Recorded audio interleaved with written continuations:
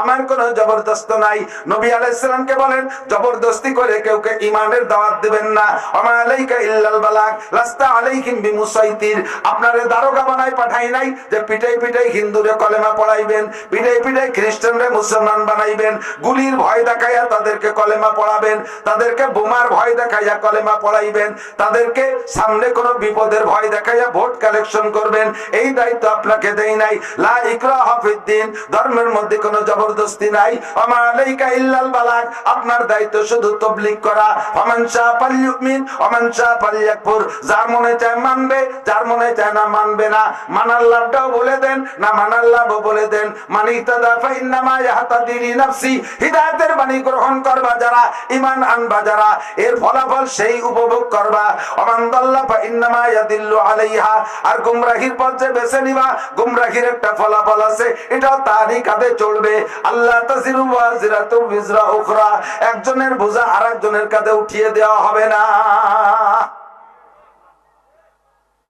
আমার হুজুর রহমাতুল্লাহ আলাইহির কাছে ছুটি চাইলে হুজুর ওই বললেন, আমরা কয়েকজন সংক্ষেপে ওয়াজের দিকে চলে যাও, আমরা কয়েকজন ওই কয়েকজন ছুটি মনে করে আমরা ওয়াজ শুনতে চলে গেছি। কপাল খারাপ, রাতের বেলা হুজুর যখন ক্লাসে আসছেন, হুজুর চোখে দেখতেন না, মুখস্থ পড়াইতেন। বুখারীও মুখস্থ, তিরমিজিও মুখস্থ পড়াইতেন। তহাবি শরীফ আমি 3টে কিতাব পড়ছি, 3টা মুখস্থ পড়াইতেন। আপনারা এলাকার মানুষ হুজুরকে অতটা চেনেন না। সারা জিন্দেগি গহরডাঙ্গা, ভারতের থেকে পড়ে আসার পরে গহরডাঙ্গা সদস্য হুজুর নিয়ে নেছে, আর হিনে হায়াত হাত্তাল মৌত হুজুর গহরডাঙ্গায়। শেষ দিকে সে অসুস্থ হলে মনে হয় বাসায় চলে আসছিলেন। কোন জায়গা হুজুর? ছয়ানি। ছয়ানি। আমার হুজুরের কবরকে আল্লাহ জান্নাতুল ফেরদাউস পৌঁছায় দিক, সবাই বলে না আমিন। তো রাত্রে হুজুর এসে ক্লাসে এসে বলতেছে, কারি সাহেব পড়ো, চোখে তো দেখে না। হুজুর মনে করছে আমরা যাই নেই, তো যারে পড়তে আমারই পড়তে বলছে, তা আমি তো নেই। ভাগ্য খারাপ, ওই জায়গা বসে যে তেলাওয়াত করতে গেছে সেই বারোতে গলত করে ফেলাইছে, পড়তে পারতেছে না। এবার ওই মুখস্থ বলতে, কারি সাহেব কাহা গেয়া, কারি সাহেব কাহা গেয়া, মানে যে পড়ে সে কোথায় গেল? তো বলতেছে, সবাই বলতেছে হুজুর ওয়াজ শুনতে গেছে। আর গরম হয়ে গেছে, বিশাল রায়, ঘন্টা নেই হোগা, উনকে এখরাজ করনা পড়েগা, আর ক্লাস হবে না। ওই কটাকে বহিষ্কার না করে আমি পড়াবই না। এই রাগ করে উঠে চলে আসছে মসজিদে যে রাগ। আমরা তো রাতারাত চলে আসছি, সকালে ক্লাসে যাব। আর এক শিক্ষক ছিলেন মুহাদ্দিস বগুড়ার হুজুর। হুজুর বললেন, মিয়া সর্বনাশ করছে, দাওরার বছর যদি নাম কাটা খাও তাহলে কিন্তু জীবনে শেষ। এই দাগ চিরকাল চলতে তালে থাকবে, আর বুড়ো যেভাবে খেপছে তাতে নাম না কাটলি বেড়া আর কাম হবে না। তো বললাম যে হুজুর একটু চলেন, আপনি একটু বলেন। কয় যে রাগা রাখছে কোন হুস্তাদ তার সামনে যাওয়ার কায়দা নেই, পারলি তোমরা সমাধান করে আসো। আমরা 3 জন গেছি, যাইয়া হুজুরের পা ধরছি। হুজুর খাটে ভাবে বসা, আমি মাঝখানে, 2 জন 2 পাশে পা ধরছি। পা ধরলে এই সাথে সাথে কিল ঘুষি শুরু করছে। চোখে তো দেখে না, তো মুখস্থ কিল একটা লাগে একটা লাগে না। তখন চিন্তা করলাম যে কিল ঘুষি যখন যেছে তালি বাঁচার উপায় হয়েছে। যদি কিছু হাত না দিতেন তালি আর মাফ করতেন না। মারছে যখন তালি মাফ করবেই। তবে মাইটটা যদি এখন পর্যাপ্ত না হয়, ফিরে আবার মানুষের মধ্যে আবার মারবে। খাটের নিচে দেখি লাঠি, এরকম মোটা বেতের লাঠি, আমি নিজেই ধরে দিছি। পিটাইয়া শেষ করুক, নামটা না কাটুক, লাঠি ধরে দিছি। আর পিটান শুরু হয়ে গেছে। মোটা এত বড় লাঠি, 3 জনের পিঠে গুঁড়ো গুঁড়ো হয়ে গেছে। এর কয় মাস পরেই তো মওলানা হয়ে বেরোয় চলে আসছি, কর্মজীবনে চলে গেছি। আমি শিক্ষকতার পরে 5-6 বছর পর্যন্ত ছাত্রদের সামনে গেঞ্জি খুলে গোসল করতাম না। পিঠে ঘাড়ের থেকে নিয়ে মাজা পর্যন্ত লম্বা লম্বা দাগ, কালো হয়ে গেছে। তো সবাই 3 জনই মায়ের খেয়ে কাঁদতেছি। আর এরপরে হুজুরও মারা শেষ, হুজুরও কাঁদতেছে খাটে শুয়ে। চলে আসছি রুমের থেকে, ঘন্টা বললে ক্লাসে যখন বসছি, আহারে আরে আল্লাহ, হুজুর ডাকতেছে, নাসির কাহা, অলিউল্লাহ কাহা, আফতাবউদ্দিন কাহা, এই 3 জন। আমি তো পাশে, জি হুজুর আছে, মাথায় হাত দিচ্ছে। আমি মনে করছি একটু মাথায় হাত দিয়ে আদর করে শেষ কর। আমি জানি না, আস্তে আস্তে ভাবে হাত নামাইতে নামাইতে আমার হাত ধরে নিয়ে আমার পা ধরে বসছে, পা ধরে কাঁদতেছে, আমার মাফ করে দাও, তোমাদের অন্যায় যতটুকু হয়েছে তার চেয়ে আমি আঘাত বেশি করে ফেলাইছি, আমার মাফ করে দাও। হুজুরও কাঁদতেছে, পুরো ক্লাস কান্নায় রোল পড়ে গেছে। এখন পর্যন্ত না বলছে যে হুজুর মাফ করে দিছে, অতক্ষণ ছাড়ে নাই। আদমিয়া গমসদন্দ, আদমিয়া গমসদন্দ, মুলকে খোদা কর গরে সদরে নশিন সচ্ছে গালো জাগ জাগন পুরকশি ইজ্জতে দানা গুজশত নওমতে রাদা রসিদ কব কহুমা দর গুজশত জাগ জাগন পুরকশি জাগহা জাগা গিরফতো বুলবুলা হায়রা পরিদ সোহবতে আদল গুজশত দৌরে বে আদল রসিদ। সোনার মানুষগুলো চলে গেছে, গোড়া গাধায় দুনিয়াটা দখল করে বসে আছে। কাকশগুনে ফুল বাগানের ফুল দখল করে বসে আছে, বুলবুল পাখি ফুল ভাগে পাচ্ছে না। সোনার মানুষগুলো চলে গেছে। ক্লাস শেষ হইল কান্নাকাটির ভিতর দিয়ে, মনে করছে এ পর্যন্ত শেষ। এবার মসজিদে যাইয়া, জামে মসজিদ, মাদ্রাসার মসজিদ, 1400 ছাত্র সে সময়, এখন অনেক হয়ে গেছে। সব শিক্ষকরা উপস্থিত। জোহরের নামাজের পরে দাঁড়াইয়া বলতেছে সকলে একটু বসেন। বসছে। সকালবেলা নাসির আফতাব আর অলিউল্লাহকে আমি পিটাইছি, তাদের অন্যায়ের চেয়ে পিটান বেশি হয়ে গেছে। আমি ক্লাসে তাদের কাছে পায়ে ধরে মাফ চাইছি, ওরা আমারে মাফ করে দিয়েছে, আপনারা সাক্ষী থাকেন। ওরা আমারে মাফ করে দিয়েছে, আপনারা সাক্ষী থাকেন। আবার পুরো মসজিদ কাঁদতেছে, মোহতাম সাহেব কাঁদতেছে, কাশিনী হুজুর কাঁদতেছে, বরিশালে হুজুর কাঁদতেছে। ये কি আজীব। হুজুর বললেন, तुम आज ही ले मुझसे इंतकाम, बरोज़े क़यामत न रखे ये काम, खुदा पास मुझको रदालत ना हो, बरोज़े क़यामत खजालत ना हो। প্রতিশোধ নিতে হলে দুনিয়া থেকে নিয়ে নাও, এক কাজ আখিরাতের জন্য বাকি রেখো না। প্রতিশোধ দুনিয়া থেকে নিয়ে নাও। লক্ষ লক্ষ কোটি কোটি মানুষের সামনে আমাকে বিচার করা হবে, সেই দিন আমি অপমানিত হব। যেভাবে আজকে 1400 ছাত্র শিক্ষকের সামনে আমি ক্ষমা চাইলাম, আমি সেভাবে অপমানিত হব না। কাজে আমি সকলের উপস্থিতিতে আপনাদেরকে সাক্ষী রাখি, নাসির অলিউল্লাহ আর আফতাব আমারে ক্ষমা করে দিয়েছে, আপনারা কি আমাদের সাক্ষী থেকে হবে এরকম শিক্ষক? ছাত্রর গায়ে পিটেন দিলে আরো সেই পিটেনকে বৈধ করার জন্য নানান যুক্তি খাড়া করি। পিটাইতে হবে না তা না, ছাত্রদেরকে ছোটদেরকে পিটানো বাগিচায় পানি ঢালার মতো।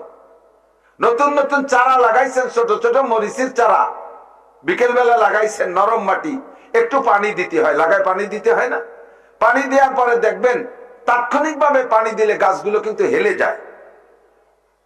ছোট ছেলে আপনার একটা সাথে আছে, সে বলতেছে, আব্বু এই বাকি গাছগুলো পানি দিয়েন না, পানি দিলেই তো কাইতে পড়ে যায়, পানি দিলেই তো হেলে পড়ে যায়। ছেলের কথায় 10টা গাছে পানি দেন নাই। 100 গাছে পানি দিয়েছেন, 10টা গাছে পানি দেন নাই। আগামীকাল সকালবেলা 11টার দিক মাঠে গিয়ে দেখবেন পানি দেওয়া আর না দেওয়ার ফলাফল। যে গাছগুলোই গতকালকে পানি দিছিলেন তাৎক্ষণিক ভাবে হেলে পড়ে গেলেও রাতারাত ওই গাছগুলোর মাথা সোজা হয়ে গেছে। আর যে গাছগুলোর পানি দেন নাই, হেলে পড়ে যাওয়ার ভয়তে তাৎক্ষণিক ভাবে খাড়া ছিল, পরের দিন দেখবেন বেলা 11টার সময় রোদ যখন উঠছে ওইগুলো মাথা নিচু হয়ে গেছে। ছাত্রদেরকে পিটাইলে, ছেলেদেরকে ছোটদেরকে পিটাইলে, পরিমাণ মতো পিটাইলে এই বাগিচায় পানি দেওয়ার মতো হয়। তাৎক্ষণিক পিটনে কাজ হয়ে হেলে পড়ে গেলেও একদিন সে মাথা খাড়া হয়ে ওঠে। সে একদিন আরিফ বিন হাবিব হয়, সে মুফতি সাইদ আহমদ হয়, সে মুফতি মাওলানা শফিউল্লাহ রহমাতুল্লাহ আলাইহি হয়, সে আপনাদের কুমিল্লার সন্তান আব্দুল মালেক হয়। কথা বলেন ঠিক ঠিক না? আর যেটারে পানি দেওয়া হবে না, পিটেন দেওয়া হবে না, ও সেই সময় মাথা খাড়া থাকবে, মস্তান হবে, ডাকাত হবে, লুচ্চ হবে, মদখোর হবে, গাঁজাখোর হবে, ইয়াবাখোর হবে, ফেন্সিডিলখোর হবে। আমার হুজুরের পিটেন এইভাবে কেটে গেল ওই সময়। ওই দিন মাদ্রাসার মসজিদে আমি শুধু দাওরা পড়ছি, উস্তাদদের সাথে অতটা পরিচিত না। প্রথম ক্লাস থেকে, প্রথম পরীক্ষা থেকে নাম্বার আবলে 1 নম্বর হয়েছি, সেভাবে কিছুটা পরিচিত, বাকি সবাই চেনে না এখনো। তো এই 6 মাসের মাথায় গিয়ে এই ঘটনা। মাদ্রাসার মসজিদে উস্তাদরা ইমামতি করেন, আসরের নামাজে যেই হুজুর ইমাম নাজেম সাহেব উনি নাই, ছাত্ররা ধরে আমারে দেশে আপনি পড়ান, পড়াইলাম আসর। মাগরিবের সময় নামাজ পড়ায় বড় কারি সাহেব, ঘটনাক্রমে উনিও নাই, সে সময় আবার আমারে দেশে নামাজ পড়াইতে, আমি নামাজ পড়াইলাম। ঈশার সময় নামাজ পড়ায় সেজে হাফেজ সাহেব, উনিও নাই, আমারও দেশে ঈশার সময় আমারে ঠেলিয়া যে তুমি নামাজ পড়াও, ছাত্ররা দেশে। 3 ওয়াক্ত পড়ানোর পরে ওই সময় দাঁড়াইয়া চৌমনি হুজুর, আমার উস্তাদ, আমার পীর হুজুর বললেন, এখন থেকে নিয়ে বছরের শেষ পর্যন্ত এই 3 ওয়াক্তের ইমাম তুমি। এখন থেকে এই 3 ওয়াক্তের ইমাম তুমি, আমি হাফেজ না, আমি শুধু মৌলবী। পরের দিন ক্লাসে যাইয়া বরিশালে হুজুর মুসলিম শরীফের হাফেজ, মুসলিম শরীফ 30 পারা মুখস্থ পড়াইছেন বরিশালে হুজুর, আমরা জানি পড়ছি। তো বরিশালে হুজুর পরের দিন ক্লাসে যে বলতেছে, মিয়া গতকালকে বুড়োর লাঠির বরকত পাইছো? গতকাল বুড়োর লাঠির বরকত পাইছো? গহরডাঙ্গা মাদ্রাসার মসজিদে মোহতাম সাহেব, কাইছেরি হুজুর, বড় হাফেজ সাহেব, চৌমনি হুজুর, বরিশাল হুজুর, কোটালীপাড়া হুজুর, বগুড়ার হুজুর, সব মুহাদ্দিসরা তোমার মুসল্লি, আর তুমি ইমাম, এই লাঠির বরকত পাইছো? আমার দিলটা খুশি হয়েছে। আহা, এই মানুষটা আপনাদের দেশের সন্তান। আমি যে হুজুরের এলাকায় আসছি বয়ান করতে, ওই রোবে আমার দিলটা কাঁপতেছে। আমি এখনো দেখি হুজুরকে একদিন এসে গেলে তো একটু না করে পারতেছি না, কষ্ট হচ্ছে না, তো জানি না, শিখারও বিষয় আছে। হুজুর বলেন আদব কাকে বলে? হুজুর আদব শিখাইতেন, অজুর সাহেবী মহল্লিহি, যা যেখানে রাখা দরকার তা সেখানে রাখার নাম আদব, যাকে যে কাজের জন্য বানানো হয়েছে তাকে সে কাজের জন্য ব্যবহার করার নাম আদব। কতক্ষণ? বদনা, বদনা, বদনা, বদনা ব্যবহার করে কোন জায়গা তা তো জানি। নতুন বদনা কিনে আইনিয়া একেবারে নতুন, কোথায় ইউজ করেন নাই, এতে ভরিয়ে পানি এনে যদি খাবারের সময় পানি দেন দস্তারখানে, বদনা নতুন, বাথরুমে ব্যবহার করেন নাই, এই নতুন বদনায় পানি এনে যদি খাবারের সময় খাইতে দেন খাবারের জায়গায়, তাহলে বিবেকে একটু বাধা দেয় কি দেয় না? তখন বদনা দেখলি কার কথা মনে পড়ে? বাথরুমের কথা মনে পড়ে।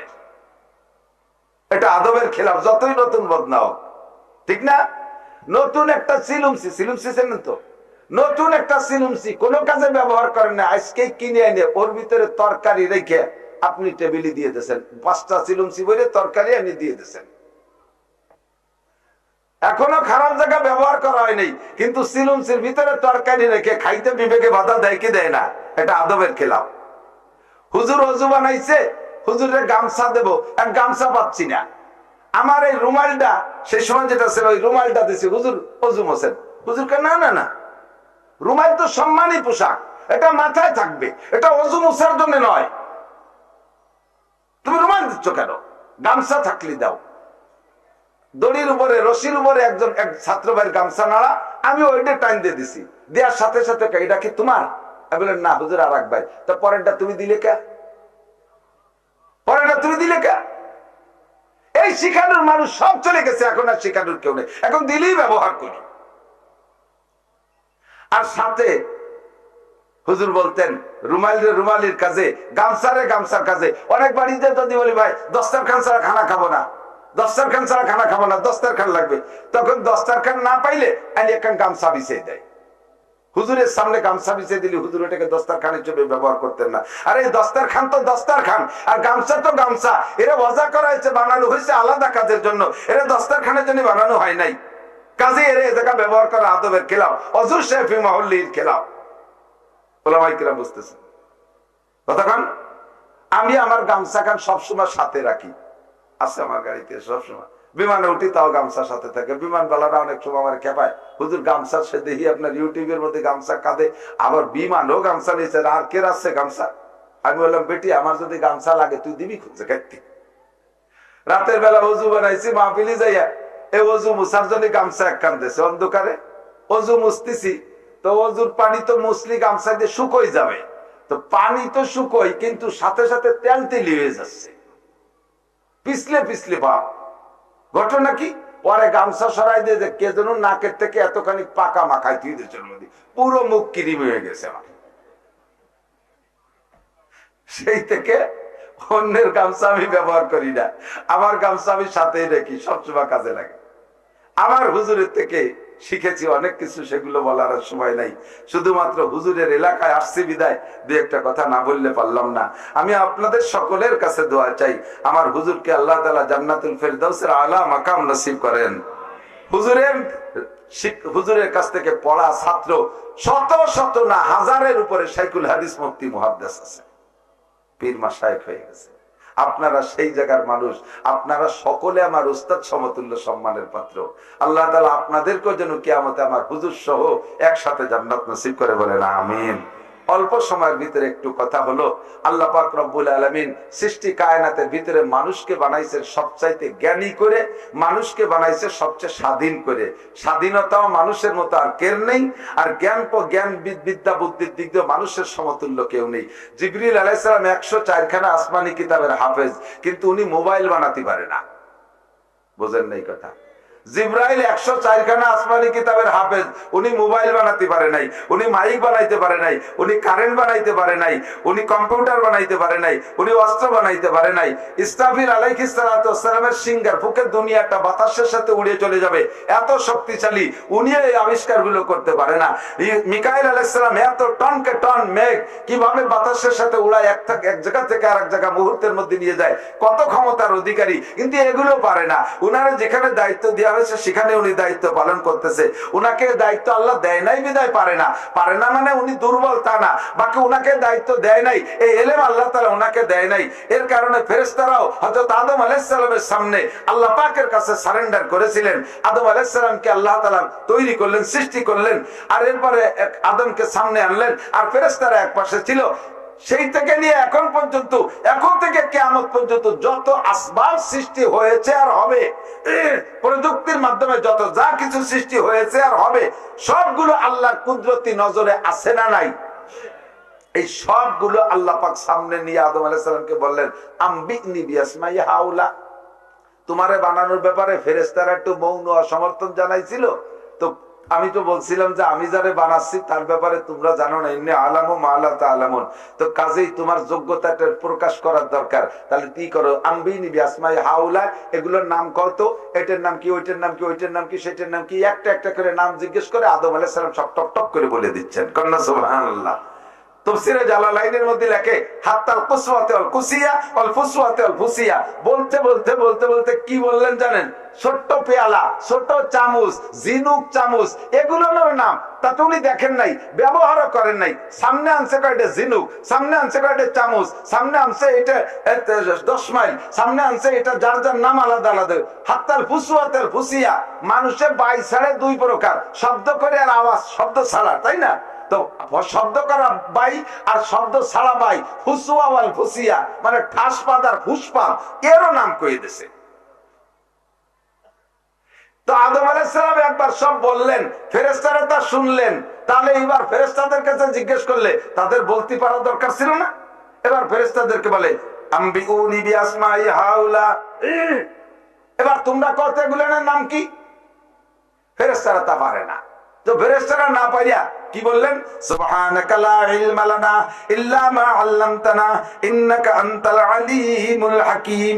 আল্লাহ তোমার কোনো দোষ না, সর্বোপরি পবিত্রতা তোমারই জন্য। সুবহানাকা, আল্লাহ তুমি শতভাগ পবিত্র, তোমার কোনো দোষ না। আল্লাহ রাব্বুল আলামিন আমাদেরই দুর্বলতা।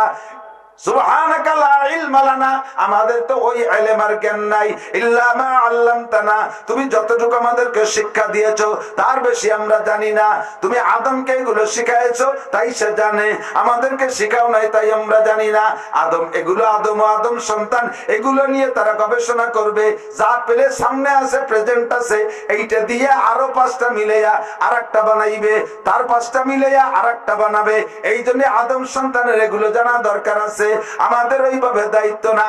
আল্লাহ পাক আদম ইব্রাহিম জিবরিল আলাইহিস সালামকে কম্পিউটারের ইলম দেয় নাই তাই তিনি বানান নাই, মিকাইল আলাইহিস সালামরে মোবাইলের ইলম দেয় নাই তাই তিনি বানাইতে পারে না। আর সমস্ত আবিষ্কারগুলো মানব জাতি করেছে। কথা বলুন ঠিক কি ঠিক না? এইজন্যই প্রমাণ করে মানব জাতি সবচাইতে জ্ঞানী এবং মানুষের স্বাধীনতা পরিপূর্ণ। অন্য কোনো প্রাণীর এই স্বাধীনতা নাই।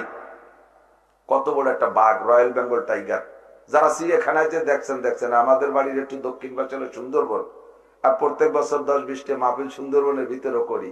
জঙ্গলও দেখি, মাঝে মাঝে মুরব্বীর সাথে দেখা সাক্ষাৎ হয়ে যায়। মুরব্বীরা চেনেন না? Royal Bengal tiger. এত বড় বাঘ, নৌকায় লঞ্চে বসে বাঘরে যদি জঙ্গলের মধ্যে দেখেন, ওই যে বাঘ আর আপনি লঞ্চে বসা, বুঝতেছেন যে ওই বাঘ এখানে এসে আপনার কিছু করতে পারবে না, তাৎক্ষণিক ভাবে আপনার স্টকের ভাব এসে যাবে। এমন একটা ভয়াবহ চেহারা আল্লাহ তারা দিছে। তার এক বাহুর সাথে শক্তিশালী 18 জন যুবকে পারে না। এবার গেলাম, বললো আমরা 40 জন এক দলে সুন্দরবনে কাজ করতেছি, এই 40 জনের মধ্যে থেকে বাঘে যারে টার্গেট করছে তাকে নিয়ে গেল, 40 জন মানুষে ঠেকাতে পারলাম না। এত বড় শক্তিশালী বাঘ, তার স্বাধীনতা শেষ। দেখেন চিড়িয়াখানায় যাই আটকায় তুলছে, চিড়িয়াখানার মধ্যে 12 মাস কাল এতেকাফ করতে তালে আছে। রমজানের আগেই বসে গেছে এতেকাফে, আর কিছু দিলি খায় না, তার না দিলি রোজা খায়, তার স্বাধীনতা শেষ। বনের রাজা সিংহ, সে ধরা পড়ে গেছে, স্বাধীনতা শেষ। পাহাড়ি এলাকার রাজা, হাতি, বড় হাতি, কত বড় শক্তিশালী।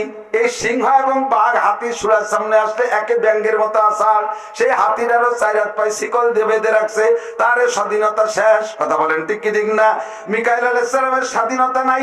আমরা মিকাইল আলাইহিস সালামকে ঘুষ দিয়ে আপনারা 2000 কোটি টাকা দিচ্ছি, এবারে 20টি টুক বাংলাদেশেই নামাবেন। একলি কি আসবে? উনি ঘুষ খায়? ওনার এই স্বাধীনতা আছে? জিবরিল আলাইহিস সালামের স্বাধীনতা নাই, ইচ্ছা মতো একজনের ওহী আরেকজনের কাছে পৌঁছে দেওয়ার এই ক্ষমতা নাই। কিন্তু মানুষের স্বাধীনতা আছে। Oman শাআ ফালইউমিন Oman শাআ ফালইয়াকফুর। ঈমানের ক্ষেত্রে মানুষের স্বাধীনতা আছে। আপনি চাইলে ঈমান গ্রহণ করতে পারেন, চাইলে আপনি ঈমান গ্রহণ নাও করতে পারেন। লা ইকরাহা ফিদ্দিন। আল্লাহ কয় ধর্মের ভিতরে ঈমানের ব্যাপারে আমার কোনো জবরদস্ত নাই। নবী আলাইহিস সালামকে বলেন জবরদস্তি করে কেউকে ঈমানের দাওয়াত দিবেন না। ওমা আলাইকা ইল্লাল বালাগ লাস্তা আলাইহিম বিমুসাইতির। আপনারে দারোগা বানাই পাঠাই নাই যে পিটাই পিটাই হিন্দুরে কলেমা পড়াইবেন, পিটাই পিটাই খ্রিস্টানরে মুসলমান বানাইবেন, গুলির ভয় দেখাইয়া তাদেরকে কলেমা পড়াবেন, তাদেরকে বোমার ভয় দেখাইয়া কলেমা পড়াইবেন, তাদেরকে সামনে কোনো বিপদের ভয় দেখাইয়া ভোট কালেকশন করবেন, এই দায়িত্ব আপনাকে দেই নাই। লা ইকরাহা ফিদ্দিন। ধর্মের মধ্যে কোনো জবরদস্তি নাই। ওমা আলাইকা ইল্লাল বালাগ। আপনার দায়িত্ব শুধু তাবলীগ করা। ফামান শাআ ফালইউমিন ওমান শাআ ফালইয়াকফুর। যার মনে চায় মানবে, যার মনে চায় না মানবে না। মানার লাভটাও বলে দেন, না মানার লাভও বলে দেন। মানিহতাদা ফাইন্নামা ইয়াহতাদি লিনাফসি। হিদায়াতের বাণী গ্রহণ করবা যারা, ঈমান আনবা যারা, এর ফলাফল সেই উপভোগ করবা। ওমান দাল্লা ফাইন্নামা ইয়াদিল্লু আলাইহা। আর গুমরাহির পথ যে বেছে নিবা, গুমরাহির একটা ফলাফল আছে, এটাও তারই কাঁধে চলবে। আল্লাহ তাজিরু ওয়াজিরাতু বিজরা উখরা। একজনের বোঝা আরেকজনের কাঁধে উঠিয়ে দেওয়া হবে না। ঈমানের ক্ষেত্রে আল্লাহ পাক স্বাধীনতা দিয়েছেন। যদি তাই না দিতেন তাহলে কাফের মুশরিক ইহুদ নাসারা মুসলমান যারা আল্লাহকে আল্লাহ বলে স্বীকার করে না, আল্লাহ তাদের খাদ্য বন্ধ করে দিতেন, তাদের সন্তান ডেলিভারি প্রোডাকশন বন্ধ করে দিতেন। আমারে আল্লাহ বলে মানিস না, তোর বোর পেটে বাচ্চা হবে না, ওর বোর পেটকে বাজা করে দিত। আল্লাহ পাক তা দেন নাই। কাফের মুশরিকের সন্তান হচ্ছে, তোরা আমাকে আল্লাহ বলে মানিস না, তোদের খেতে উৎপাদন বন্ধ, তোদের জমিতে ধান হবে না, তোদের জমিতে পাট পেঁয়াজ হবে না। এমন করে আল্লাহ তাদের পর চাপ দিচ্ছেন না, তাদের ক্ষেত্রে একই রকম ধান ফসল হয়ে যাচ্ছে। কথা বলুন ঠিক কি ঠিক না? এটা হলো ধর্মের ক্ষেত্রে, ঈমানের ক্ষেত্রে স্বাধীনতার প্রমাণ। অনেক দিয়ে বোঝানোর সময় দরকার ছিল, কিন্তু সময় কম, পরিমাণ মতো সময়ের মধ্যে শেষ করব।